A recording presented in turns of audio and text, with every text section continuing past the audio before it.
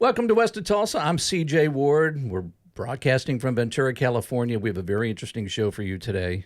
I'm going to introduce the crew that's here. Dan. Hey, I'm here. Controls. I am here. Gabe is back. Helma's not left. here. Beth is not here, but come on. I know. No helm, no Beth. Yeah. It's become the story lately. No helm, it? no Beth. Yeah. No helm, no Beth. First of all, Time to go home. happy birthday, Steve. Oh, is it? Yeah, buddy. I thought I was going to sneak in. Nah. Out any of this. Nah. Happy birthday. Yeah. Hey, Happy birthday. Happy birthday, Steve. I won't ask how old you are. I won't ask. No need to. Yeah, exactly. We don't. No one It's cares. just a number, man. It's just an age, ain't nothing but a number. It's a number.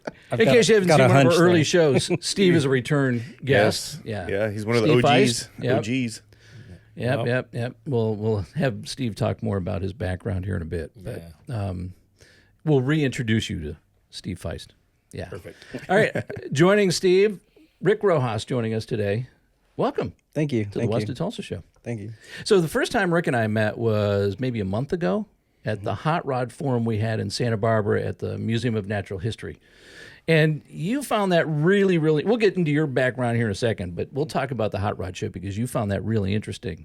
You're kind of a couple generations separated from the guys that were on the stage that night. Most of them were probably in their 70s or 80s, but you knew them. Yeah, they've known me since I was a little kid. Most of those guys. Because of your dad, right? Yeah. Give us a little history background. Well, my dad was actually in a car club with most of those guys called Oldies with Goodies. And so that's how I met all those guys because back in the day, my dad knew him from being in the club. So when we go to car shows years later, when I was a little kid, we'd see them all at shows and hang out and talk and stuff. And I just thought they were, just some guys. But as I got older and into hot rods more and more, like more into like traditional hot rods, start talking to these guys and hearing stuff they did, and I'm like, whoa. They're not just regular guys. Yeah, and then you go to shows like, in SoCal, or you go to El Mirage, and then you find out like whoa, Santa Barbara's like super respected in the land speed world.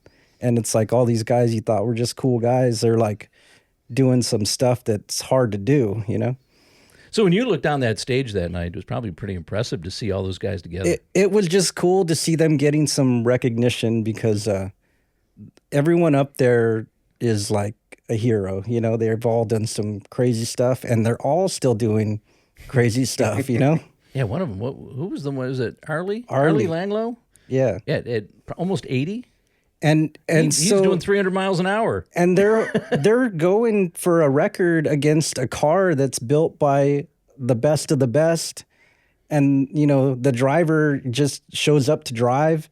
Yeah. Arlie drives the semi and everything to Bonneville and unloads and they got a small crew, and they're just doing a killer job for what they have, Yeah. It seems like all those guys, from the pictures at least I saw, like back in the day, even till now, they still have small crews, and they wrench on their cars or they tow their cars or whatever. Mm-hmm. And they probably could afford maybe a bigger crew, but they don't. That's not how they roll, right? I mean, it seems like that's the way they do things. I don't know what the decision is to be like that, but I know what Arlie and those guys have, how many guys they have, and what they're pulling off is pretty amazing. I mean, that car has been the fastest car at El Mirage a bunch of times when they have meets, and it was doing pretty good at Bonneville. It had a tire blowout, which is crazy. If you can look up the footage on YouTube sometime, there's in-car footage of Arlie driving this thing where the tire blows out at like over 300, and he's calm and cool, just, going down, getting it, stopped. Back under control. No panic or nothing, just all calm and cool. Gosh. Like, so, Wow. yeah. It was great to hear the stories that night. Yeah. Now, you made a comment to Gabe. Yeah. Yeah, the whole reason that I wanted to bring you and Steve on the show is, your guys' reactions, because we had no perspective. We thought it was cool, but we're also producing the show. And then you guys, we asked you how you felt afterwards, and you said something that just stuck with me, which was the last time you saw all these guys together was at someone's funeral, which was like just... It was the week before, yeah. That's crazy. And prior to that, it was another memorial at Seth's shop. So it's like... it's a bummer to only see them like that. I mean, to see them get up on stage and do that, your show was pretty cool. Yeah, and even Dana, when he was trying to produce this, put this show together, this gathering together, when he originally thought it, till when we were actually able to do it, someone did pass away that he originally wanted to have on that panel. So I was like, okay, we got to get this thing going. Well, it was probably Jack Chard, whose funeral we were at, because I called him our hot rod mayor. He knew everybody. He was in the Dusters. Started it. He's the one that was one of the founding members of Oldies with Goodies, and he owned like probably more cars than Steve will. Like just what? Yeah, like you could go to a show with Jack, and you'd be like, oh yeah, I had that car and I sold it there, and like old famous race cars that are in museums. Oh yeah, I had that for a little bit on the side of my house, and just Jack was like the ultimate like hot rod dude. And we lost him, and his funeral was the Friday before your show. Wow. And not only that, everyone was kind of worried about Lee, because Lee showed up at Jack's funeral last minute because he had just lost his wife. I don't know if you guys knew that. No, I knew that, yeah. But Lee, just lost his wife. So for him to go up there and still do your show was pretty cool of him too, Yeah. Yeah, well, in fact, we even had kind of a backup plan if Lee didn't show up. Yeah, we didn't know. Because we could understand, totally. You lose your wife, but it seemed like, it's like he had to do this because he knew how special this moment was going to be. That's the thing about Lee. He's like, and we're referring to Lee Hammock, just so everybody knows. Lee Hammock, Lee Hammock. I wanted to ask you both of you, because you were both there. You were there, right, Steve? Yeah. I think so. You were there in body, at least. Oh, yeah. You heard my voice. No, he was there to kick your ass. my rich bass voice. What was your guys' impression? I mean, your emotional connection to what happened on stage. I mean, it seemed like it was a pretty special night. There was definitely like electricity in the air and so on. What did you guys think of it? Oh, I thought it was awesome. It was good. Yeah, it was very educating for me. Ricky knows a lot more. He knows a ton more about the whole history of Santa Barbara than I do, by all means. So it was like I was just kind of trying to suck it all in and just, stay with the conversations and stuff. And so it was cool. It was very interesting, very educating on as far as like, okay, well, I didn't know that was there. I didn't know this track was there. I didn't know they did this. I didn't know they did that. Blah, blah, blah, blah, blah. The impression I walked away from the whole thing, because I'm a gun guy, so I used to actually run the glass factory up in Santa Barbara, the cleanup, and I took out. I'm very proud of the fact that me and my group, we removed 172 tons of garbage over 4 years from the glass factory. But it kind of reminded me of that, of like it's something really cool that was there that no longer exists, all these tracks. Yep. And like drag racing out at the airport and the Thunderdome and all that. That was just like, man, I love that stuff. It's like... Yeah, and the thing that caught me off guard was a lot of this stuff that they were talking about, like you can't Google this stuff. Like there's not that stuff that's available no on one Google. knows, right. No. So that was the part to me that was trippy. It's like, this is information that literally no one knows about unless you're in the know, basically. Or and in the plus, area. even people in the know didn't know. I used to argue with my friends all the time. Santa Barbara had a drag strip at Goleta Drags, and then they did it before Wally Parks or all these other guys, and finally, I didn't get like people taking me serious until the Rotters Journal did a magazine article on the Goleta Drags. They used a lot of Jack Chard's photos, and they used a lot of Lee Hammock's photos, and I think they got all the info from Lee and Jack about it. But like so many people. You'd never guess it now if you went to Santa Barbara that the hot rod scene was that big, Yeah. Yeah, the Central Coast was like a hotbed of like racing and car activity. It was kind of amazing. Which was a surprise for me because I thought it was all, because I grew up in the San Fernando Valley. I thought everything was San Fernando Valley, Road Kings, but that obviously wasn't the case, which is what got me interested in. Like, whoa, there's somebody before that. And there were a lot of stories that night. And we should just fill in for our listeners and viewers that this is a special that we worked on, I don't know, for a couple months. And we held it about a month ago. This was, beginning of June. June. Beginning of June. We're working on a special. So this is coming. We haven't aired it yet. But it was 11 hot rod legends all on the same stage. and we just had them up there telling stories. And so that's what we're referring to here. So we didn't really set it up well enough, but we're not professionals. Good context. Good context, CJ. So that is coming. You will get the chance to see and hear from these guys because we're working on the special. But one of the things that night that really struck me were the stories, not just between the guys, and how they all knew each other, but there were stories that I don't know. I didn't know about them. And I don't think a lot of the people in that audience knew about these stories. I mean, we're talking about the beginnings of, NHRA and it, for me, it was just eye-opening. Too. Yeah, I had to. There were times I had to stop and go, whoa, okay, get focused again because you're hosting this thing. Because I was getting so into the conversations about what they were saying. It was a fun night, and I'm glad you loved it. Yeah, it was great. Yeah, I'm sorry. Well, I was going to say, seeing that picture, that one picture that's in the book of the guys with all their bomber jackets. Like, these are real bomber jackets. These are guys that were just dropping bombs over Germany like 2 years ago, and they're out there like hot rodding and like building a first dragster. It's just like that's pretty epic when you think about it. Yeah, it is. Yeah. And speaking about buddies, I've been meaning to ask, how do you guys meet, or how did you guys know each other? Just through probably Frank, through a mutual friend. A friend of mine, Frank, is friends with his dad, and so I think I met his dad first. Well, I know I met his dad first and stuff, and then Frank had hit me up one time, and so I got a hold of him, and he came down, and we talked and met, and so we've been friends ever since. And I know that he's kind of in. He does all kinds of different stuff with cars, which he'll tell you. I'm more muscle car stuff. He's more like the older stuff. So he's got a lot of knowledge on a lot of the older cars, and he can, just like right now, we were out in the shop and he was telling me all about the 49. Well, I knew nothing about it, so it was cool. It was educating. You bought it though. Yeah. There we go. You would have too. Speaking of buying things, we're gonna have to talk about something that Steve just bought recently. We'll get to that later. Boy, that's a tease. That's a TV tease right there. Yeah. Hook everybody into stay on later on with the show. And what caught me off guard too is that when Steve told me he was coming, I was like, "Oh, I'm gonna bring my friend Ricky up." I'm like, "Cool, right on. We'll see you guys at the show."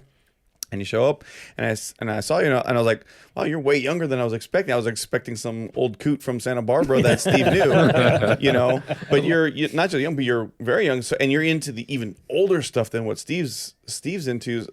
What is it about the older stuff that really drives you, especially as a younger guy, compared to everybody you're around? Well, American Graffiti. You watch that movie, and you see that yellow Deuce Coupe, and I wanted one ever since. And when I'd go to shows at the time growing up, my dad always had Z28s and Camaros and stuff. So we'd go to all the shows, but all the early Ford stuff kind of drew me in, and we'd see Lee and Jack. And I like them all, but the early Fords are like, not so much now, but before you couldn't just go like to a catalog and buy parts, and you had to get brakes from a 40 Ford and get an overdrive from this and build a car. And I thought that was cool because you'd see, if you ever see restored hot rods that are perfectly restored how they were, there's aircraft parts in there for military surplus. And I just thought the building part of it was pretty cool, So are you more attracted to the hot rodding part of it or the actual the physical cars? I mean, you saw American Graffiti, but that wasn't a stock Deuce Coupe, right? Yeah. No, I like hot rods. Yeah. They have to look good too, though. But for sure. You can't have a slow hot rod. It has to be fast. All right, I got to ask you, Ricky, how old are you? Take a guess. 32. Oh, man, that's awesome. No, I'm actually 46. Whoa. Okay. Dang. You were young, looking 46. You're aging well, dude. Thanks. You put 2050 on your face to keep it young? Is that what? I can't tell you. It's a secret. It's funny because most car guys look older than they are because they're car guys. Yeah. Shut up. Why is he looking at you? Oh, is he referring to the gray beard? Is that what you- okay. Yeah, Steve's actually 102. Yeah. I look pretty damn good then, don't I? That's a transmission fluid catcher, Steve. That's right. Yeah. It's everything catcher, Yeah. food catcher. I go Yeah. back for seconds later. Oh, man. I would imagine your dad had a lot to do with your yeah. love for what you love now. Yeah, my dad and my uncle growing up, and they both. I always look back. So back when they were doing stuff in high school and stuff, they didn't have iPhones to take pictures. So there's just a handful of pictures of their cars, and I look back at some of the stuff they did, and I'm like, man, that's awesome. And the stuff they got to do, plus the cars that were in Santa Barbara in their era, like 71, 72, 73. Like street racing, from what I gather, was pretty heavy in Santa Barbara on Cabrillo Boulevard. Oh, really? Yeah, Wow. and Right on the beach. yeah. Right on the beach. Wow. because there was Wow. nothing there but like boat like yards and stuff like that. And my dad and my uncle built a '57 Chevy that was. It was labeled. He lettered it Montezuma's Revenge, and it was a total street race thing that. They never would tell me things, but I would hear stories from people all over town. I go get tires in the tire shop, and he'd recognize my name. Oh, that's your dad? Montezuma's Revenge. And he'd tell me some crazy story about the car. wow. Even recently, when I first started working for the city, one of the old guys there, he's all, hey, are you related to Rob? And I'm like, oh, that's my uncle. And he's like, man, what happened to Montezuma's Revenge? And I'm like, oh, man. And he was a couple years younger. My coworker was like 4 years younger than my dad and my uncle, but he said his older brother would go to Cabrillo to these street races. Wow. And they would always the next day be talking about, oh, Montezuma's Revenge. Did you see it do this and that? And so him and his buddies, they always heard about this car. They went to go find it on their bicycles from the west side of Santa Barbara. My grandparents lived on the Mesa. And they went riding around town on their bicycles on the Mesa, and they found my dad and my uncle working on the car, and they just stood back, watched for like an hour. He said it was the coolest thing. That's badass. Yeah. That's Yeah. so cool. Yeah, and that just happened, 2 years ago when I first started working for the city. Wow. He told me that. And So where is the car? Do you know? my uncle sold it a long time ago, and I tried to track it down forever, and I've been gathering parts to build a clone of the car, like the exact wheels, the exact engine intake, trans, seats. So I just need to find the right car, someday. Steve might have one around. You might be able Oh, to. he's got like 3. I'm curious, Rick. We've all been to Mexico. We know what Montezuma's Revenge is. Like what's the story there? Maybe You know some the people don't story? know what Montezuma's Revenge is. Yeah. Can you explain what Montezuma's boy. Revenge is? It's gastrointestinal distress from various flora and fauna yeah. in the water supply. He sounds like getting my into your GP. gut. Yeah. Right? That's a great way to say shitting your pants. Yeah. Well, yeah. Break this down. So is there any story behind? Just- was it just being a smart? Just my crazy uncle. It's like a smart ass. Yeah, kind of thing, just right? my crazy uncle. Montezuma's Revenge. I like Yep. it. Maybe that car will make you shit your pants. Maybe might scare the shit out of you, literally, right? Maybe that's what happened and the if first you- time he drove it. Yeah, and the first, like the way he spelled it how it's actually spelled in the history books and stuff, but it's not spelled how you pronounce it. So he's like, oh, people all the time used to tell me I misspelled it, but it's Wow. pretty funny. You mean the Montezuma part? I Yeah. mean, revenge is revenge, right? Yeah, But- the Montezuma part is okay. it's spelled MOC. Oh, like an Aztec translation or something, right? Yeah. Yeah. No history lesson there. I knew there had to be Steve, an interesting did story. you know behind about it. this car when you were a kid? Or? No. Okay. No. So No. what was Santa Barbara and Ventura, was it kind of like, was it, they really didn't talk too much to each other? They weren't really, you're not that far away, but Yeah, you know. I really couldn't tell you at that point. I mean, that'd be some questions for like one of the older street racers around here or something. yeah. I had heard as I got older. Obviously, I heard. I'd say back 20s, 30s, and stuff. I heard that there was some fast cars up in Santa Barbara and stuff, just like there was down here. Mm-hmm. But you're just kind of tucked down here. They're up there. You don't really. Back when I was doing a lot of street racing, or trying to, or at least around it, I should say, more than anything. If you were going to go anywhere, it was usually you'd head down south, like there was I remember there was a road up in Thousand Oaks next to the freeway where a lot of street races used to get lit off. I know there was plenty of places in San Fernando Valley. There was a lot of street racing going on. As a matter of fact, I always wanted, when I was younger, I was like, man, I would love to go down there, because I heard people got real down there in the valley. But even here in Ventura, I mean, there was like all the roads, I mean, there was 5th and Rice. That was the heavy spot right there. That was where you really went. There's Rosen Central. There was Laguna, which is way out in Camarillo, out in the fields and stuff. Those were like the 3 places. Las Posas, right down here. That was a heavy street race. Wow, they raced on Las Posas. Yeah. There was a lot of street races got lit off in Las Posas. So those would be like the main places that you would hear, and everybody, back in the day, you would meet out. There was a park and ride out off of the side of the freeway in Camarillo. It was off of Las Posas. I think there still is a park. It's still there. Yeah. Yeah. It's So still there. everybody would meet there, and it was funny because sometimes you'd be there and here comes trucks with trailers with cars on them, and they would unload in the parking lot. It got real out there. I mean, Wow. there was I'd say there's a good handful of 9 and 10 second cars out there. What time period was this when this was This going was on? probably back when I was doing it back in the 80s. Wow. Oh, wow. Maybe in the That recently. earlier 80s. Wow. Yeah. So I know Las Posas, they were running cars still there, because I may have gone out there in the late 90s. I may have. Yeah. Yeah. In Yeah, it was- Mexico. Las Posas, Mexico. Yeah. Yes. Camarillo, Mexico. Yeah. Was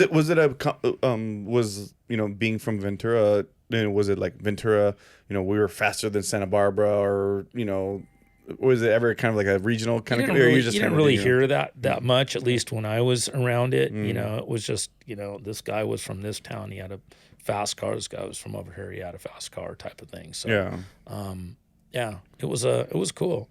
I can tell you a really funny story.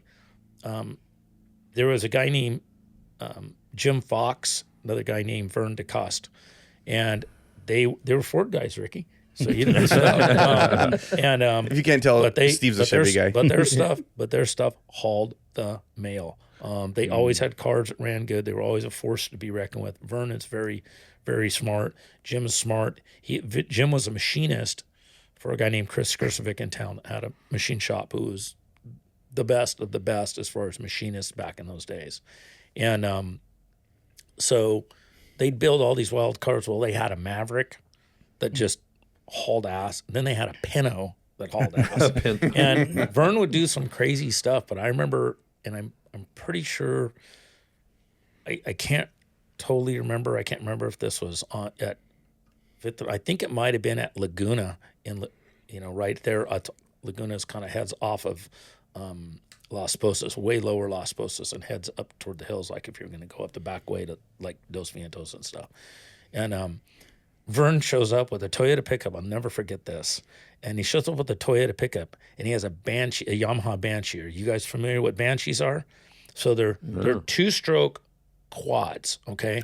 And they're 2-cylinder 2-stroke quads. There's motorcycles called RZs, okay, on the street. They were two strokes, and they hauled ass. And if you do some modifications to them, you do some cylinder work, support work, heads, carbs, intakes, and pipes and stuff, they would get down. And I mean, they're fast. Anyway, so Vern built this wild quad, okay, it's a Banshee, and he unloads it, and he's got like flat track tires on it. This thing was so stupid fast, it was like you'd pull a rubber band, and when he'd leave the line, he had 2 to 3 cars out on the fastest Left cars hard, at the huh? street race.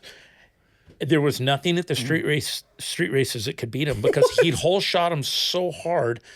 There's no way you were couldn't so run him far down. out that you couldn't run the guy. You couldn't run him down, and it was hilarious. And I remember being out there, and everybody was just tripping out. He'd just do these. He'd get over the bars, do these big old burnouts going up to the starting line, and then it was just like pink, gone. And I remember the cops showing up, and just lights everywhere and stuff. I remember he had just made a pass, so he was at the end. He probably looked up, saw the lights, and Kept going. he went out into the field. Went off somewhere. road because he So could. I think if memory serves correct, I think I got in his truck, I think, and I just took off and went down. I don't know who I was with or if I was in one of my cars at the time, but I went out and I think it was me. It might have been somebody else with me or something. We found him. We loaded the thing up, and we beat street and got the hell out of there. I think we all ended up back at the park and ride at Las Posas because that's where everybody would stage, and then they'd figure out what direction they wanted to go there for. Was the Banshee? Was it a 4-wheel drive or just 2-wheel?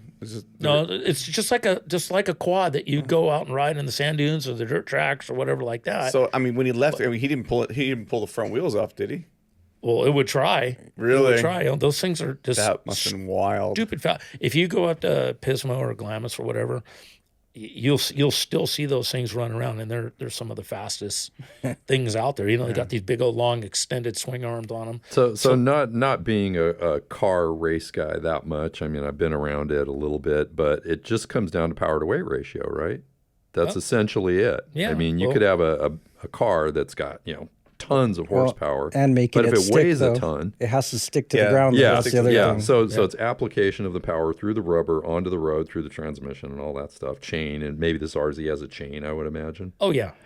So but still, the power to weight ratio was insane on that thing, right? It had what, maybe 100 horsepower, or I would say that's probably maybe 100 fitting. horsepower, but it probably only weighed like 300 pounds or something, right? Probably 300-400 pounds. Yeah, wow. 2 guys could lift it up and walk around with it. So it's the same with street bikes. It's like any fast street bike can just dust almost any car made, right? And if you're out there with some like flat track knobby tires, hooking isn't going to be a problem. Right, You're going to hook and go. It's just a matter of staying over that tank and the bars, and because otherwise that thing will just drive itself backwards. Well, I always remember watching Top Gear. They do the Morgans and the Caterhams and all those, and those things look like death traps. But I mean, and those guys are pretty jaded. They're sitting here driving Paganis and stuff, but they get out in that Caterham and be like, their eyes just like this. It's like that's got to be a rush. Yep. Yeah. Between a car and a motorcycle, right? Yeah. Wow. Well, speaking of rush, I want to talk about your new Steve's new purchase. Let's go back. What is it? Let's go back to Ricky. We're gonna go back to Ricky for sure. I was enjoying Ricky's information and education here. So you just picked up a '56 Bel Air race car. Yeah. Can you tell us a little bit about it? Because it has a special engine in it, or at least from what you told me, it's a special engine. So, so I bought this. So, I'm just trying to shorten this. How far back into history do you go, right? Is that what you're thinking? Thank you. Yeah. It's probably I can tell by the look on your face. Okay, so I think it's about 1.5 years, 2 years ago, a friend of mine, Frank, who we've talked about. Frank Saenz. Frank Saenz, who we've talked about in the last episode as well, has kind of helped me and mentored me just pretty much with all my stuff with cars. Anyway, he was up in Bakersfield, and he saw this 56 Chevy, and it would belong to a guy named Russell, and I can't for the life of me remember Russell's last name, but he's from Ohio. Anyway, he had bought the car. It was a race car at the time, but then he went through it. He's very just OCD and very attentive to all detail and stuff. So he went through the whole car, changed a ton of stuff, redid it. He clean, changed, did all the stuff. He came up with the motor. There's another guy up in Ohio, and I cannot for the life of me remember his last name. I'll probably remember it after we get out of here. But I know his name was Eric, and I can't remember. Eric Bush, got it. So Eric Bush was a drag racer, and from up in Ohio, and I knew none of this before. This all has just I've gotten educated in the whole thing in the last couple of years. So Eric Bush used to have a guy named Tom Masick down in Marina Del Rey area build his motors of Masick racing engines. Fast forward, started dating his daughter Ann, and so and then obviously I actually knew Ann's dad Tom before I knew really Ann, and then her brother, and so fast forward. I'm talking to Frank about this car. Frank tells me, "Don't go back to the purchase thing." I'm kind of jumping all around, but so Frank calls and tells me about these cars. Hey man, he goes, "This car is nice," and I go, well, for Frank to say it's nice, that means it's really Yeah, nice. it's a big deal. Yeah. I mean, so if he's telling me this car's bitching, then I'm interested because, you know, it takes a lot. So about that time when he was looking at it, there was a couple other friends of mine looking at it too. And one of them was a guy named Johnny Lynch, and then Rusty Cochran, and then another friend of theirs who Rusty and Johnny I'm friends with. And so they were kind of, one of them wanted to buy it, and then the other, I don't know how the whole thing went about, but I think it kind of went around the whole circle. And then Johnny ended up buying the car. So I'm like, I found that out. I'm like, okay, well, it is what it is. Johnny's got really good taste. Johnny will do the car right. And I'm like, that was kind of cool. So fast forward. So Johnny has it. He takes it to the track a couple times and races it. And then he keeps it at, you know, he's got a really bitchin' shop garage set up at his house with all of his cars. He's got a lot of really nice cars. Fast forward, I hear it's for sale, that he's going to sell it. I'm like, So thought about it real hard, and then, you know, then my day-to-day duties gets in the way, and gone, and forget about it. And then I'm up at, I go up to a friend of mine has a barbecue once a year. His name's Mike Munoz. And a lot of people go, a lot of the Ojai guys, street racers and drag racers, mainly drag racers, go up there and this and that and the other. We start talking and stuff. And the car pops up again. Another friend of mine, Terry Newton, who's a drag boat racer, / drag car racer now, retired from the drag boat scene and went into the cars.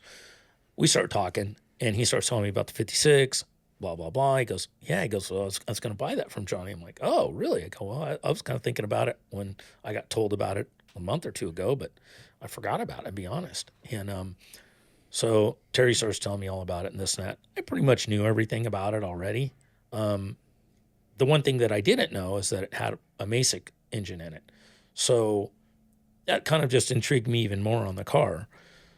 So anyway, we left there, and I called Johnny the next day. I'm like, Johnny, I go, what's the deal? Yeah, I'm going to sell it, blah, blah, blah. We started talking this, and I go, okay, I'll see you in the morning. I'll come out to your house. So when I looked at the car, it was pretty much I already saw some pictures of the car, and I'd heard about the car. So nothing that when I walked up, it was just what I kind of expected to see. Johnny put his twist on it, changed the wheels. He did some upgrades, you know, fire suppression system, wheels, tires, you know, some stuff to the steering column, blah, you know, just a bunch of different things, freshen up the trans and did this and that. Took it, raced a few times, and then decided, you know what, the whole drag racing thing just ain't for me. I want to, you know, he likes cruising around on the street as I do as well too. So that's why he decided to sell it. Him and I put a deal together about the car. But going back a little bit, when I was up at Mike Munoz's barbecue, where the subject got reignited again, Russell was up there, the guy who built the car. And I had met him the prior year and talked with him. Really nice guy. So I started talking about the whole car. I said, yeah, I bought the motor from, you know, Eric Bush, blah, blah, blah. Okay, Eric Bush had Masick do all his motors, this and that and the other thing, told me the whole story. Then I go, so nothing's been done to the motor? He says, no, I pulled the motor down to have everything checked. And I pulled it apart, and this was many years ago. And he goes, I pulled it all apart. He goes, I took it all down to the guy down there on Johnson. I go, oh, Roddy. And he goes, yeah. I'm like, okay. Well, this is the story's getting better now, because, you know, I've been friends with Roddy since probably in our teens. And he's always done, in the past, he did all my machine work. He's not doing it anymore. He's still got his machines and stuff, trying to put a shop together, but blah, blah, blah. He hasn't yet. Meanwhile, I have another friend named Joey Gross, and he does all my machine work, and he's pretty much the best of the best. You're not going to get any better than this guy, as far as I'm concerned. So I started talking, and he says, yeah, I guess Roddy did all the machine work and this and that. And I couldn't remember if Russell told me that he reassembled the motor, if Roddy reassembled the motor, but I'm like, okay, so now this motor's been through two people that I know and trust. Like, if these guys did the work on the engine, then this is a badass engine, you know? And so that was cool. And then what was really neat is when I bought the car from Johnny gave me all the paperwork, and it came with the whole build out sheet from Tom Masick and everything, so I see, you can see everything that's in it and stuff. And plus, there's a receipt in there from Roddy's shop when Roddy freshened it up and stuff. So, cool car. I mean, it's just it's a bitchin' car. I'm looking forward to. Was that part of like the thing that made you want to get the cars because of the history of that engine? It helped. I mean, I probably would have still bought the car as nice as it is, but that was the icing on the cake right there. I mean, that was the for sure, like, hey, done deal. Let's make it happen. So, but neat car, a really cool car. The cool thing it's titled. And so it's street legal. You can drive it on the street. Kind of because of the exhaust. I mean, right? it's this thing's a full chassis car, full aluminum interior. Funny car cage, the whole 9 yards. It is a drag car. The thing runs like high 8s, and so and I think there's potential to get it to run better, and go down the track quicker. How recently did you buy it?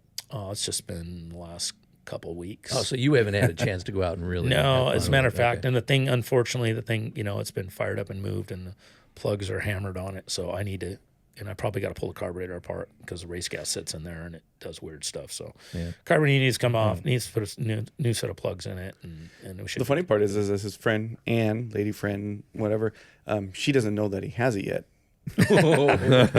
She will now. She will. She might not know till this episode comes out either. When does this air? Yeah. What? You've got 2 weeks to straighten things out. Right. All right. That's funny. No, this one's going to air next week. Is it next week? Yeah, this one will air Next week's week. episode. Okay, you got so a you're week. on Borrowed then I time, definitely Steve. won't tell her. Borrowed time. I'll let her find out. Classic. Actually, speak about that because Tom is it Tom, right? Tom, Yeah. Tom. Her dad. He was a pretty well-known engine builder, wasn't he? For Yeah. boats and cars, right? Boats and cars for sure, and street cars, and he built motors for a lot of people. Yeah. It's amazing how many engines he put out. And he built a shop. When he retired, he built a pretty good-sized shop in his backyard, and that's where he did it. He had a small little head porting room where he'd poured his heads and stuff, and he was really good friends with Shaver Racing Engines. So I don't know if any of you have ever heard of Shaver Racing Engines, but they built, like, anybody who's in like the sprint car racing world knows of a Shaver, because a good majority of the sprint car motors in the past used to have Shaver engines in. So Tom did all of his stuff, I think, at Shavers. He did a lot of it anyway, because they were real good friends. They were not just business friends, they were personal friends. And so I think he would dyno stuff at Shavers, then he would dyno engines also at another place down there called Verbanics, and which I don't know either one of them, never met them. So, but I've always heard good things about both shops. Ricky, have you seen this car? Not yet. I just found out about it right now. Oh, okay. and I found out about it, but over the weekend, Steve, being the jerk that he is, he's like, hey, you got to come down to the shop. I'm like, yeah. He's like, no, you got to come down to the shop. I'm like, okay. And then, I don't know, like a couple hours go by, and he sends me the picture of the car. And this thing, I'm telling you guys, it is beautiful. It's white. It's white. So it's got mostly, it's got the one-piece front end, but all like the trim pieces are all painted airbrushed. Oh, cool. So like the chrome, the bright work and all that stuff, and it's done super, super well. I mean, is very, very nice car. What color's the interior? Is it all just aluminum racing stuff? It's or the color of metal. Okay. it's a race car, right? Why do I even ask? It's a full-on race car. But the cool part is, I think this is the kind of the party trick of the car, is that the dash, it's the original 56 dash in there. Yep. Good. And he's got the race pack digital cluster, kind of cut into the actual where the speedo was or whatever. Yeah, they set it in the back, so it's not like it's sticking out in your face. It's Nice. French back into where the speedo would be. And race pack has a crowned radius on the top, and so does 55 Chevy and 56 Chevy. So it fits in there. It looks really cool. Yeah, and I mean, it doesn't have a passenger seat. Well, I don't know. Steve's going to probably put one in so he can take people for rides and scare the shit out of them. That's definitely one of the first things going to happen. I want to see Gabe in that passenger seat. Oh, it's funny you say that, Dan, because the first time I met Steve, I bought the 66 Nova, which he still rubs in my face, right? Yep. But when I came down to his shop, he's like, it was like a kid in a candy store. I'm like, dude, you have all this stuff? And he takes me for a ride in this, I think it was the gas car. Was it a 56? Oh, the 57. 57. This thing looked like a death trap, but I went for a ride in it. And it had what you would think is a roll bar in it. I think it was just a bar, but I don't think it was going to save my life.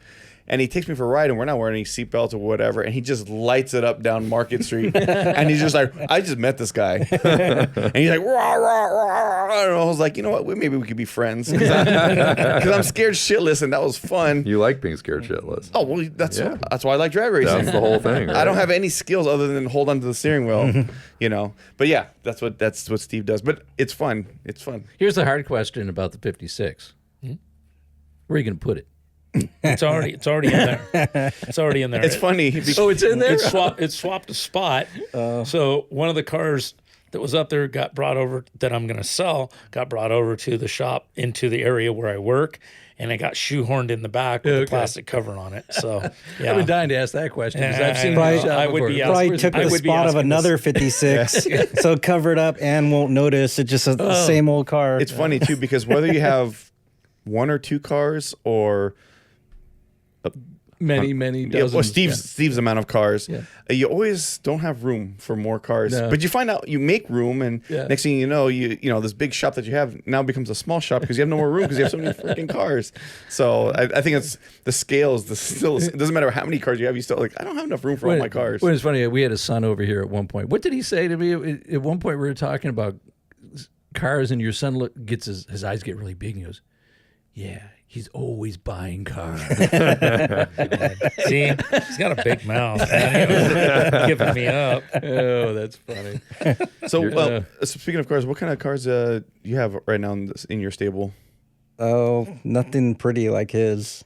But I have a 56 Ford truck that a friend of mine built a while ago, and it's chopped, and it's primered and pretty rough looking, but it runs good. Mm-hmm. And then usually what I drive, so I have two kids, and we go to shows in now is I have my grandfather's 55 Chevy, and it fits us all comfortably, so we take that. But I also have my first car is a 62 Ford Ranchero.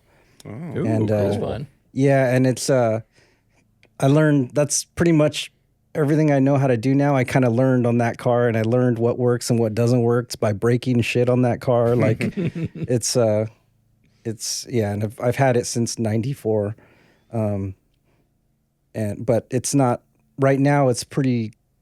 It's got a 347 stroker in it now. I've had like 5 engines in it, and right now it's got a 347 stroker with a TKO 5-speed and 410 gears. So it's not the daily driver it used to be, and plus with the 2 kids, it's a little tight. But when I need to, I take it out and rip around town and clear my head. You need attitude adjustment. Yeah, time? Is that it? Yeah, it works really good. Are your kids into the cars? Yeah, my daughter's kind of like she likes to push my buttons, and she pretends that she not into it. But when we go somewhere or we do something or if I'm working in the garage on something, she'll come out to the garage before my son does and see what's going on, or pass me a wrench or try to help. And so that's been pretty cool. But like I said, she likes to push my buttons and pretend she doesn't like the stuff. And How old she's is she? really good at it. 9. Oh, okay.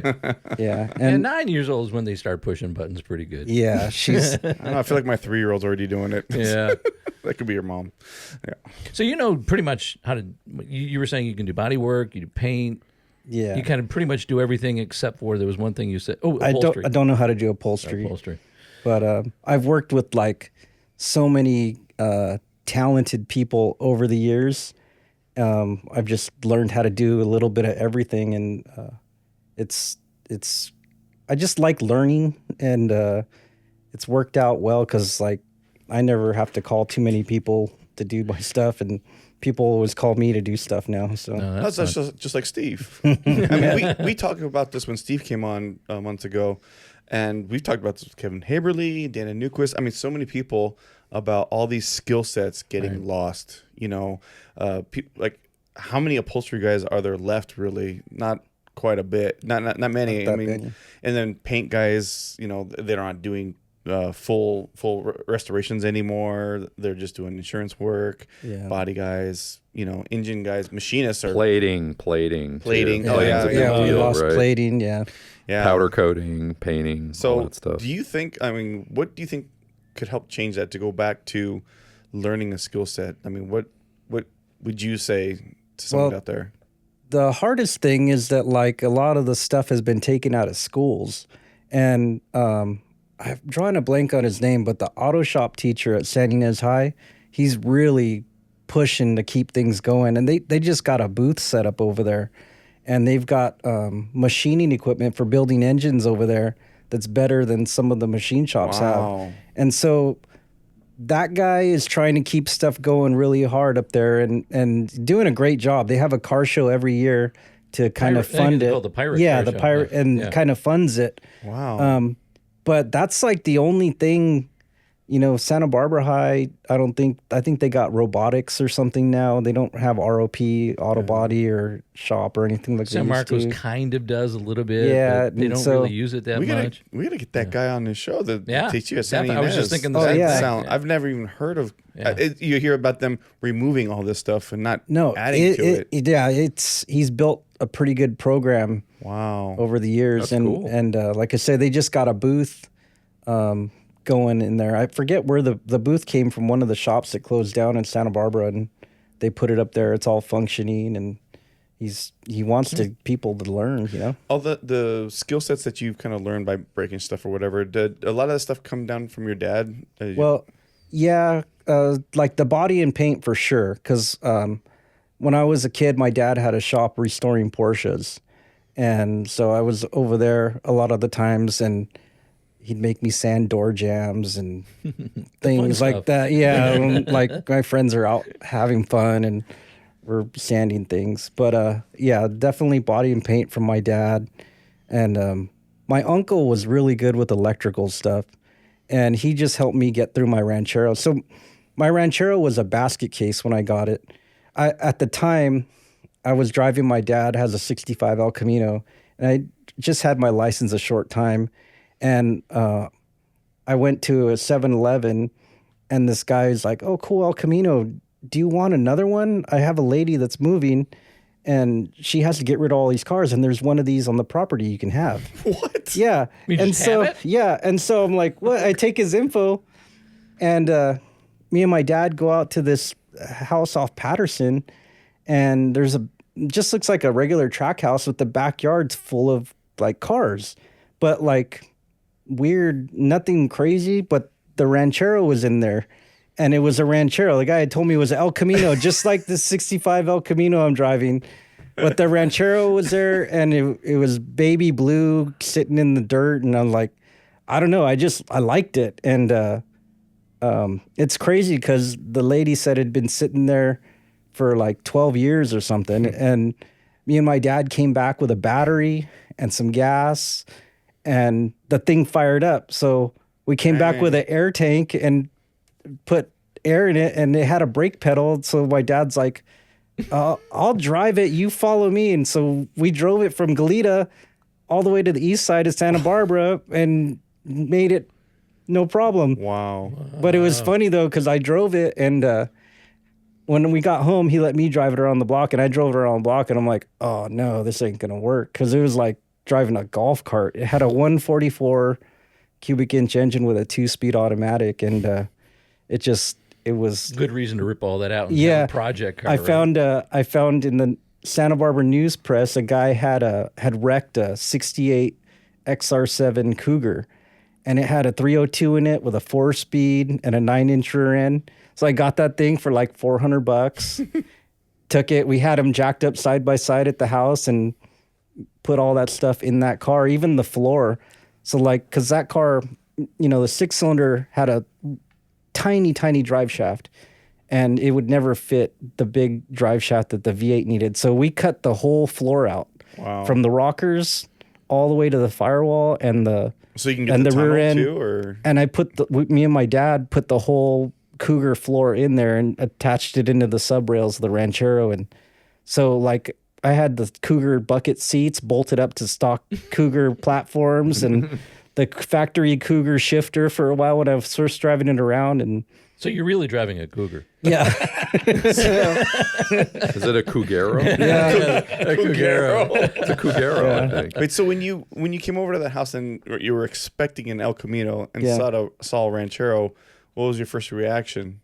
I was like, but I just liked it. And then I found out that like my grandpa had a bunch of those. Like on my mom's side, he had a bunch of those over the years, and was really into them. And I liked it. And for a short period of time, my dad did a 356 Porsche for a guy, and part of the payment for the car was he got a 63 Falcon Sprint convertible. And so there was like about a year or so we were driving this car around to shows and stuff, and I always liked that car, and it was real similar. So I wasn't, and it was a free car. Yeah. So like, Steve, what if somebody offered you a free El Camino and you show up and it was a Ranchero? What would you say? I know what you do. Okay, so this is gonna be good. So that I was just going to comment right now and say, so that is where we lost Ricky. so somebody screwed up on a year and a model of a car, because if that would have been an El Camino, we'd probably be talking about more my stock cars that Ricky owns. But he made a wrong turn somewhere in somebody's backyard. He went to the dark side, He right? did. He went to the forward side. Ricky, at least you can know that Steve doesn't hang out with you for your cars. Yeah. He's hanging out with you for obviously probably better reasons, but maybe that's a good thing. He likes the fact that you own a Cougar. Yeah. Yeah.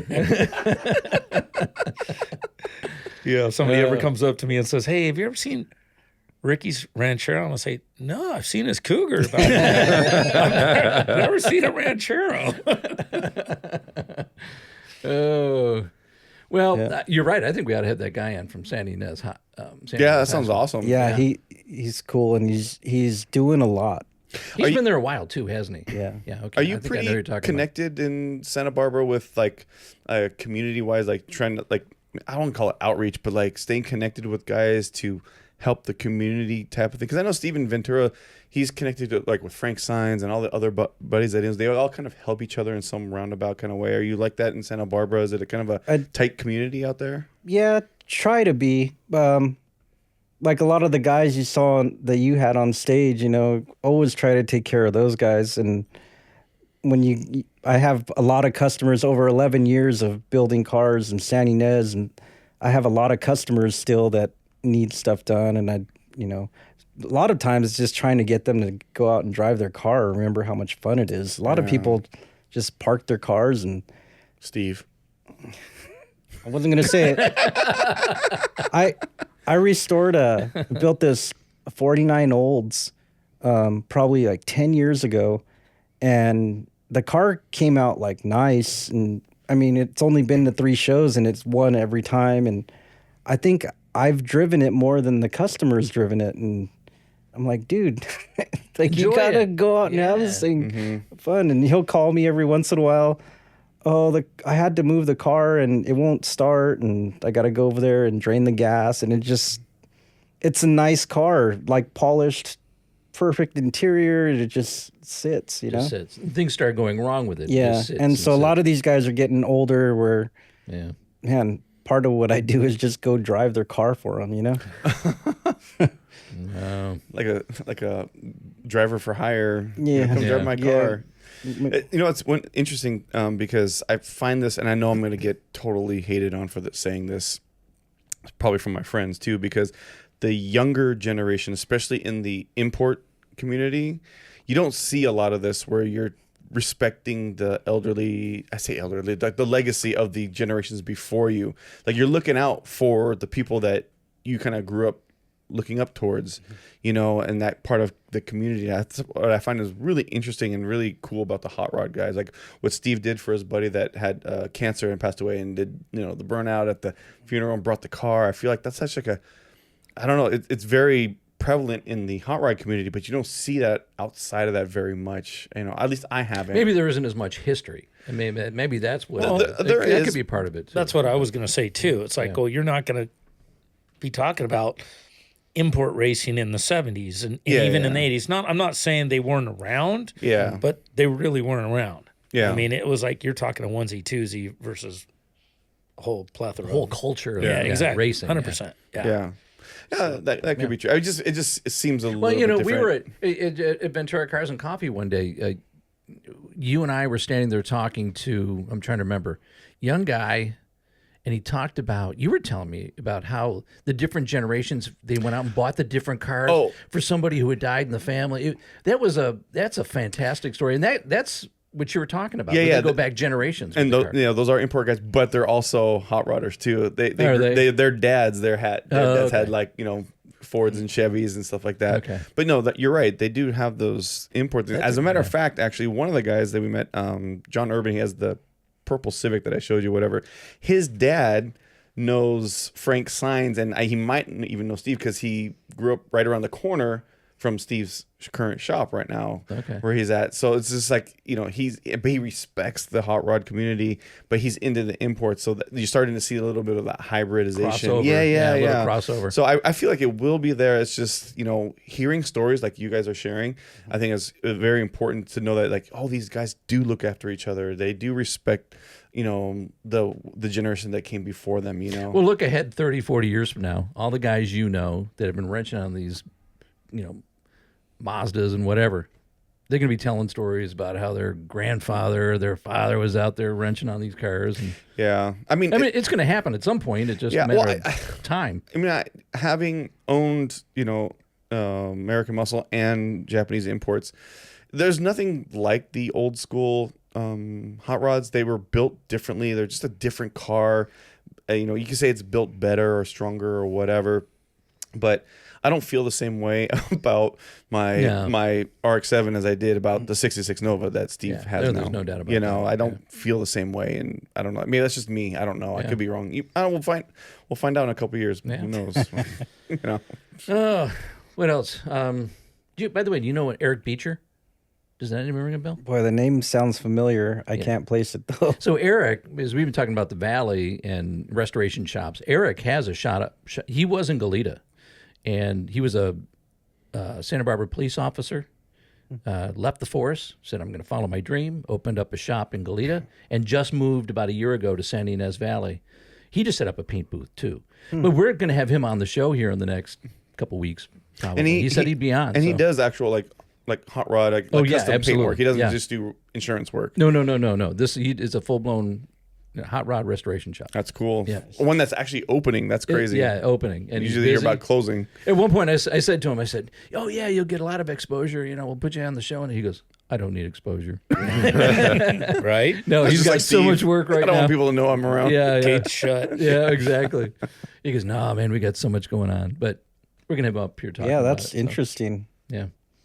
Cool stuff. So, it'll be fun to hear his take on it because especially maybe it'd be fun to have Eric on and the guy from Ynez High School on. Yeah. I would imagine that you would think those two would be connected also somehow, or they should be. Maybe Kevin Haberly, too, because he's doing the whole thing with the Hot Rod Project. The Hot Rod Project, Community Hot Rod Project and the Auto Expo, which is coming up pretty soon here. Is it mid-August? Something like that. Yeah, August 10th. 12th, something like that. Are you going to go to that, or are you going to bring a car? I'm going to go to a punk rock show down south.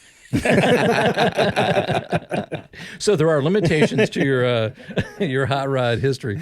I love it. Going punk rock. Oh man. All right. Anything else, guys? We covered everything. Which punk rock show are you going to? At the Garden Amphitheater, they have Deadbolt playing and a couple other bands, but Deadbolt's the one I'm going to see. I know a few punk bands, but I've never heard of Deadbolt. Deadbolt's not really punk. They're more towards like maybe psychobilly, rockabilly. Just a bunch of crazy dudes, but no mosh pit. I don't know. There might be. They're probably you can be diving off the stage. But there's two other good bands that are hardcore punk. But Deadbolt's the one I'm going to see. Cool. Yeah. Sounds like fun. You can bring Steve with you? No, I'll end up getting too radical. Yes. You two can go together in the Cougar. That's what I was thinking. Go to the punk rock show and that Cougar is punk. That's a punk car. That's a punk car. That's No doubt definitely about it. Wasn't a a Cougar like a luxury car back in the day? Wasn't that like a higher end car? Somewhere. Yeah. Some of the Cougars It's like were. a luxury Mustang, pretty much. Yeah. Floor and everything's the same as a Mustang, but Especially the XR. Wasn't that the higher version? yeah, That was the higher XR7 level. was the performance one. Yeah. I don't know anything for it. I just know Chevy. That's why I talked to Steve. We got to expand your horizons a little bit. And we're just trying to keep him on the straight and narrow. Don't sway me, devil. Hey, it was funny when we were doing that car, and we had him in my parents' driveway, and I had the Ranchero on jack stands here and the Cougar here. And we're literally swapping things over. But like he said, that's kind of as far as Cougars go, it's kind of a rare car. And a guy actually came by the house and was like, "Oh man, you got this car. I'm glad it went to a good home." And he's like in the Santa Barbara Cougar Club, which I didn't even know existed. Is that before you brought the Sawzall out? They were jacked up like this, side by side, and there's like a cutting torch in front.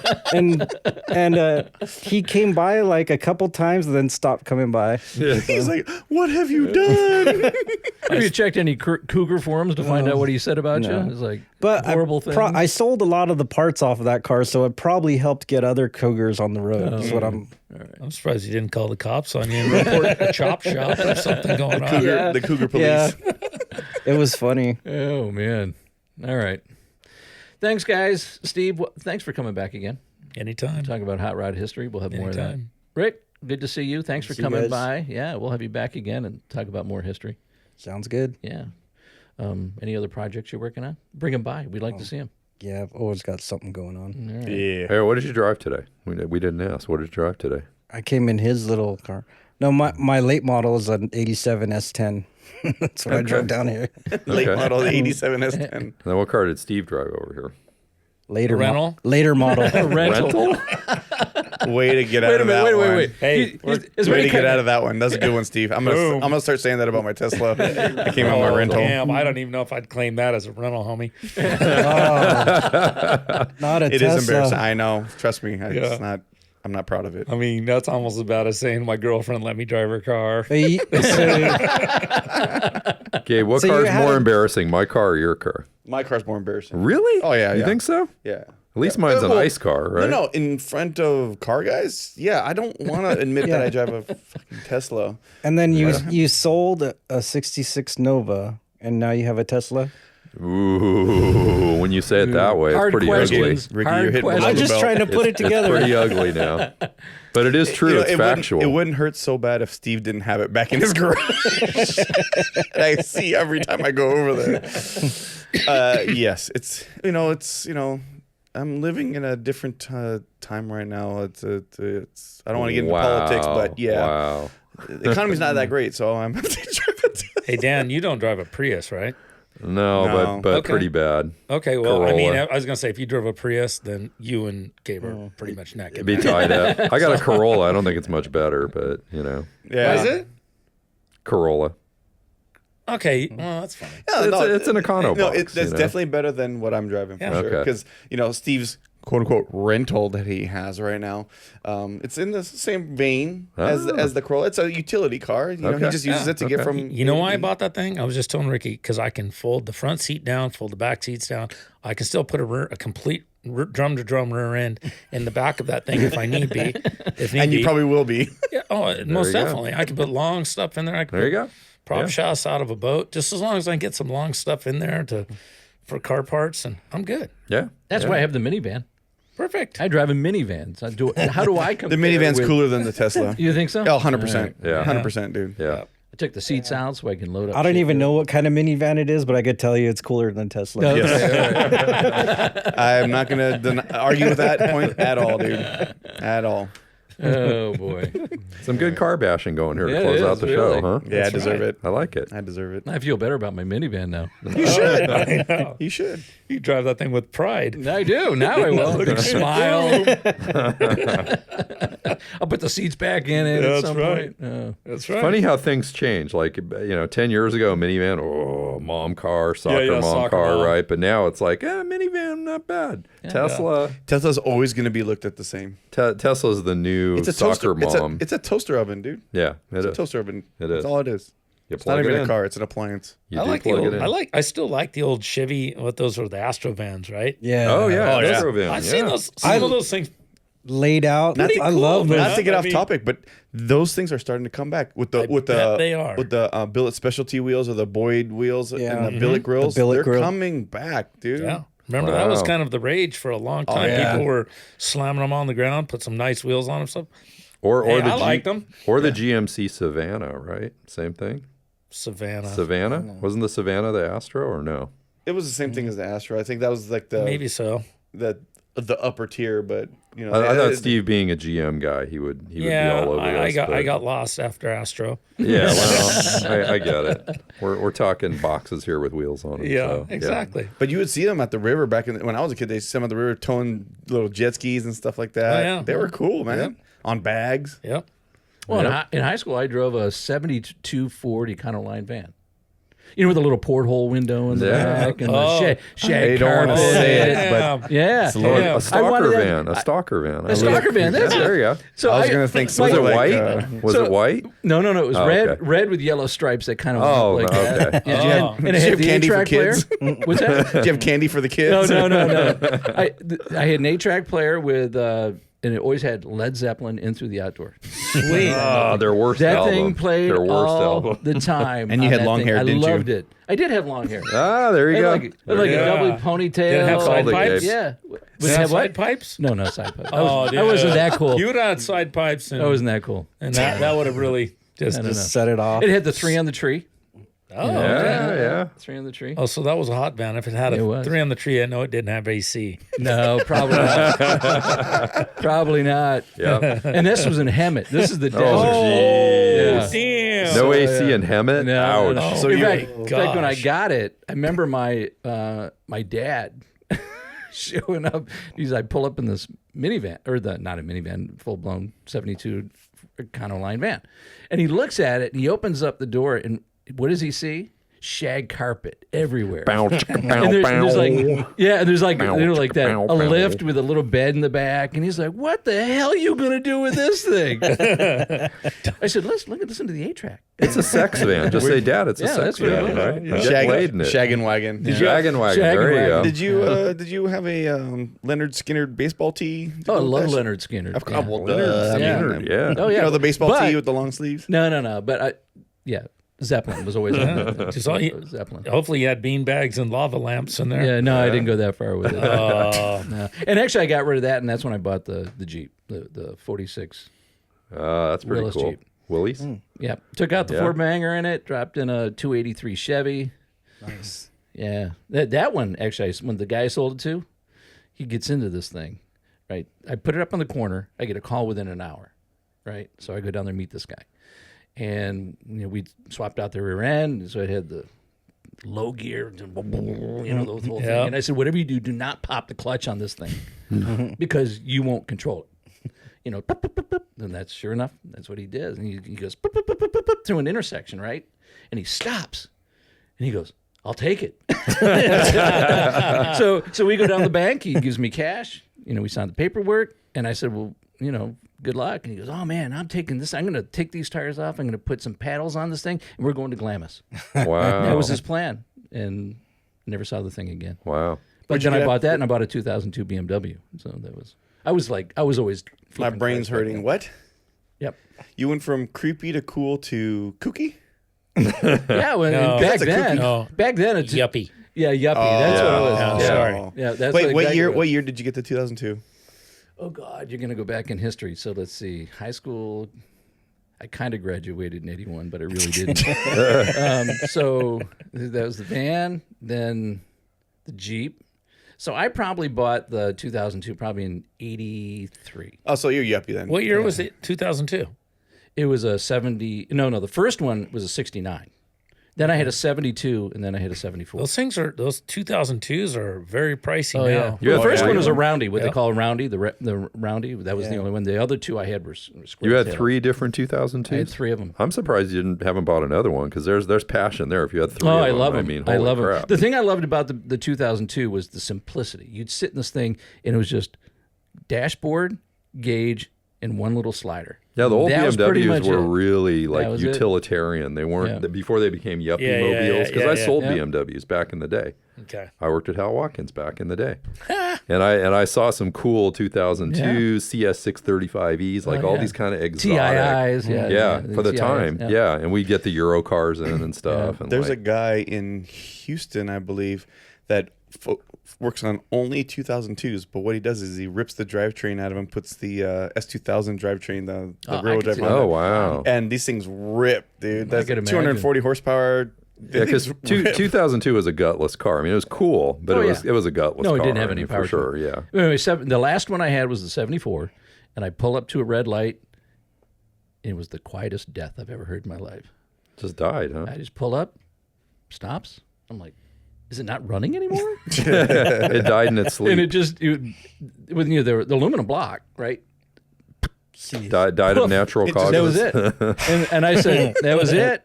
And then I went out and bought a 70 Carmen Ghia convertible. And I drove that around L.A. That was my last few years. And I was a bartender. I lived in L.A. I know, it's a little. I'm like trying to peg you as something, and I can't yet. He's all over the map. Because you got a 911 now. You have a Corvair-ish. Well, I mean, Beth's Corvair. Only because that was kind of an inherited kind of thing. Yeah, and then I've never been a big Corvair fan. But we had. Then you had the Acura, the GSR, the Integra, GSR, the minivan. I had that for 18 years. I love this. We're grilling CJ now. This is perfect. Yeah. What was before the Acura, CJ? Subaru? Well, CJ, this is your life. Well, no, but before the Acura was, I mean, I went through that. Like everybody's going to know that if you have kids, you go through a zone where you almost have to go like a dead zone for cars because you're focusing on marriage and kids. Is that true, kid Steve? hauler. I don't think so. Negative Rampart. I would Negative Rampart. I like that. I would say negative, but then again, I'm divorced, so maybe there's something to that. Could be. So I saved my marriage. I didn't get a car for a few years. But yeah, I can't even remember what was before the GSR. What was it? I thought you had a Subaru, I heard. Didn't you have a Subaru somewhere in there? No Subi? No, I'm trying to guess. My daughter has a Subaru. I'm trying to guess, but I can't because they're. He's random. He's very random. So well, let's see. Very random. No. I remember what it was now. But this was my this was my dad's influence. Remember, I said the worst car my dad ever had was that Chevy Chevette. Yeah. You remember that? It was like an 81 Don't say Chevy you had Chevette. a Chevette. I did not, but I had fairly close comparison. Ooh. It was a 1990 Hyundai Excel. Oh, that's back. That's pretty bad. Yeah. Now, but let me explain to you why I ended up with a Hyundai Excel. No, not really. No. So here's the thing. I went back then. I had zero money. Right. I just started in TV, and I had zero money, but I had to get a car. So I kept going around to all these dealerships, and I was trying to, negotiate prices on all the cars that I wanted. I'm like going here, and now they're like going, no way, can't do it. We can't do it. Can't do it. So I walk into the Hyundai dealership, right? And I'm like, what the freaking? This car literally brand new was $4,600. I remember those LA Times seeing the ad. Like, you can get a new car for $4,000. Yeah, exactly. So I walk in and I said, hey, I got this, but this is all I got. And they're like, okay. I'm like, seriously? Crap, I just bought a Hyundai. I bought a Hyundai. So I did. I bought the thing. Now You bought it brand new? Bought it brand new. Wow. $4,600. He picked it out. He picked out. I want that one.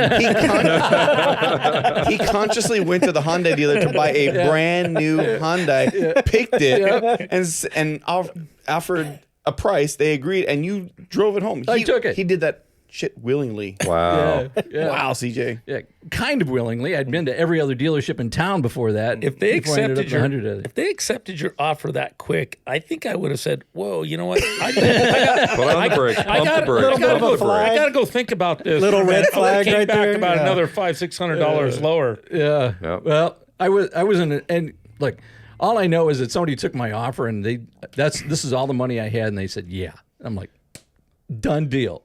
But I kind of made up for it with the GSR.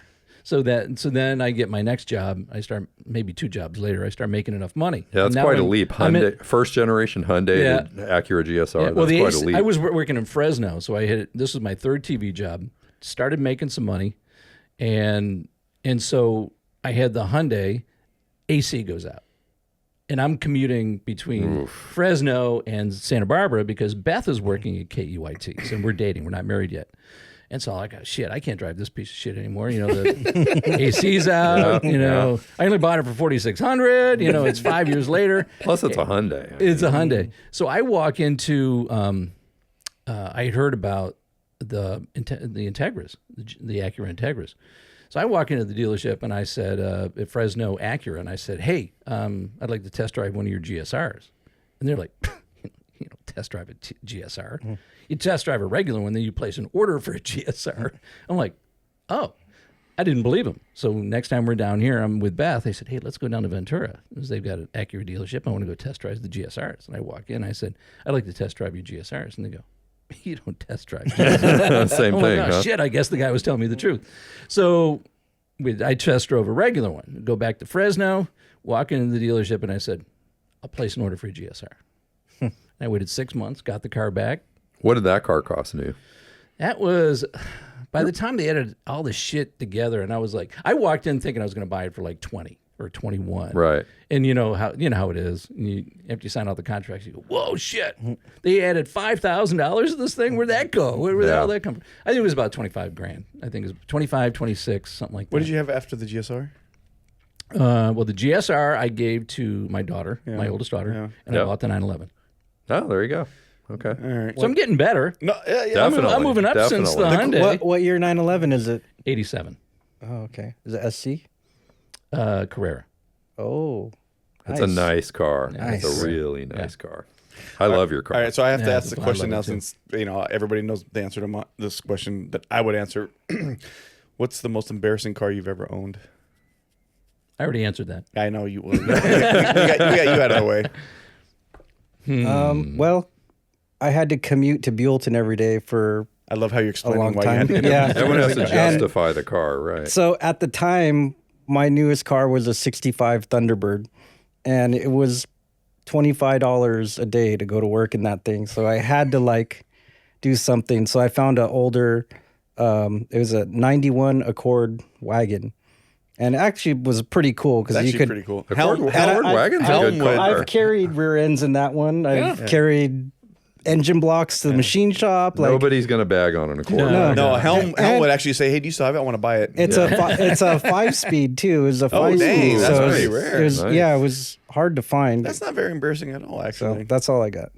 I want to hear Steve's. Because he can't. You don't have an embarrassing car, do you? Well, he rented one today. Well, Yeah. That he's owned? Are we talking owning or leasing? No, well, oh shit. I think leasing counts too.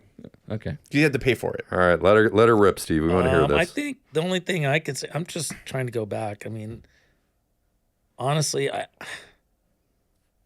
know I've had I've had to have had 1,000+ cars. So and I'm not even joking. So 1,000. I believe it. yeah. If and you look so- at his yard now, you'll believe it. Yeah. Wow. I'm gonna, cause see, I got no shame. I mean, I'll jump it. I don't care how ugly, dirty, nasty it is. This is true. If it gets me from point A to point B, I'm driving it. So I don't need to look all glam on the road. But So you would I- drive a I'm Hyundai gonna XL? I would. Wow. I just tint the windows. Tint the windows, ball cap. And Okay, maybe I should rephrase it. It was as how about a car that you look back on? I can't believe I actually owned one of those. Which might not be embarrassing, but maybe the car's a piece of junk, or I really don't. I mean, if you've owned 1,000 cars and you can't think of one, that's a pretty good batting average. yeah. Yeah. I mean, all the cars I've had have always been kind of cool factor cars. I mean, I bought this. I don't know why it keeps coming to mind because it's way cool factor. I bought this 68. I think it was a 60. I know it was 60. It was a 68. I can't remember if it was a Caprice or an Impala wagon, but it had a big block in it. It was fully loaded, power windows and tilt and cruise and all that stuff. And I just would mob that thing around. I mean, because all I bought it for was the drivetrain. So, I mean, the stuff Frank and I used to do in these old cars that we were going to depart out. I mean, I used to come flying up Callens Road, make a big wide turn and just jump the approach. No joke. We would do that. Or we would take them out. There was a dirt field right up here on Palma, before they put those new buildings. Right before you get to the freeway on the right-hand side, it was all just fields out there. And Frank's shop was right there. And we used to just cruise, get the front wheels up on the dirt and get the back wheels up and just go out there and just tear around and just and I mean, and these are plowed fields, so big chunks of dirt and stuff. We would just go out there and just mob on these. Then we come flying off the curb on the field and go right over the approach and jump back into Frank's driveway and do donuts and And there was a Caprice. yeah, it's a Caprice or an Impala wagon. Those are actually cool. It was white wood grain side. Okay, so Oh, those are cool. So I like Steve's that. never had an embarrassing car. How about you, Dan? Well, we've covered this before. So my first car, 74 Ford Pinto.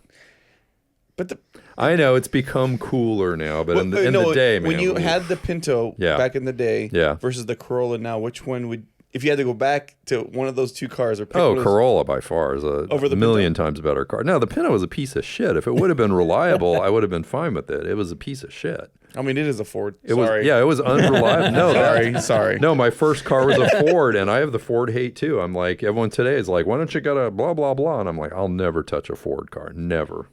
I do not like Fords at all. So would you pick? There's our short. Our next short is that comment right there. We're going to have all the haters on top of Dan. Hate away, man. Hate away who love Fords. You can't dispute the track record. Hate away. Well, luckily there's more Chevy lovers than there are Ford lovers. Well, even Gabe was like Chrysler. trying to shield Rick. Well, even Chrysler like is questionable. You know, like a lot of rust, a lot of build problems and stuff. But I mean, I had Dodge trucks and stuff back when they were like Chrysler. Yeah, they're interesting, right? But Fords. All right. That's a hell of a way to close out a show. It was a flurry. Yeah. It was a flurry. We covered all corners right there. Huh? Hopefully nobody listens to the end of the show so they can't come and comment and hate on us. Best part of the show was the end by far. Yeah. And it started with my Econoline van. Right. Well, I think we should open every show grilling CJ about your car. You'll learn more and more. Makes me feel better. I think we had to pay for a soundtrack. We had to start up with Led Zeppelin now. Yeah. Every show starts out. We might not get the Zeppelin. rights to that since we have no money. We'll hawk something. I don't know. We'll sell one of the Fords out in the garage. Do a Led Zeppelin cover band song then. Yeah, there you go. Yeah. Wait, you can't sell one of the Fords in the garage. Steve owns them now. Oh, that's right. He owns those too. That's Quiet. Yeah, we should start out every show now with little Led Zeppelin going, and we can just start showing flashes of a Ford Econoline. all different things, side pipes and shag I'm carpet. gonna have to ask Beth for old pictures of you. Oh my God. With long hair. There are a couple. There are a couple. I think we get a picture, like a modern picture of CJ, and then we just and we just Photoshop some long hair on him right now. It's a good thing about AI. Yeah. It's really easy now. There is a photo from back then. It's seated probably in a box somewhere, but I've got a double ponytail. Ooh. Dang. It was that's how long it was. Wow. And I'm actually going through a wave, and you can see the hair halfway flying. Wow. Oh, we want to see that. Yeah. I don't know. Every time I watch the news now and see you on there, all I'm going to think about is a Double fucking ponytail. Hyundai Excel, dude. That's all I'm going to think about. This motherfucker drove a Hyundai Excel. Ugly dude, double ponytail. Drove one. You chose to drove a brand new one. Brave man. A day that will go down in infamy. That's it. All right. Do you think I should try and track that car down to see if I can find out where it is? I definitely would. It's a Pepsi can now. That's what I was gonna say. Probably. It's not in car form Pepsi anymore. can. It's probably came back twice. Yeah, you're right. You don't want that thing to come back man. like herpes. You don't want that thing. No. Probably some of it in his Tesla. Yeah. Oh, the battery. Yeah. Oh, now we're even. Yeah. We got a little CJ's car and a little bit of Gabe's car. I don't think you can give me shit anymore. Some of my cars than your car. Yeah. I don't know. Hyundai Excel. Oh man. All right, I think we learned a lot today. Yep. All right, thanks for watching. I forgot. Like, follow, subscribe. We have our YouTube Channel. All right. And the tip line is still tip line, right? Yeah. Nobody even I changed don't it. know how to change it. All right, I don't know. We how to need a change web it either. person to change it. Yeah, I don't right. know. Gabe can change it maybe. Can you We'll figure wait out for- how to We'll wait for I Dave. still don't like storyline. I don't like it. Let's not do storyline, but we got to come up with something good. Wait, ask these guys. Okay, ask these guys. I'll ask you guys real quick. So we have a tip line right now where people can call or email us and say, tell us about your story.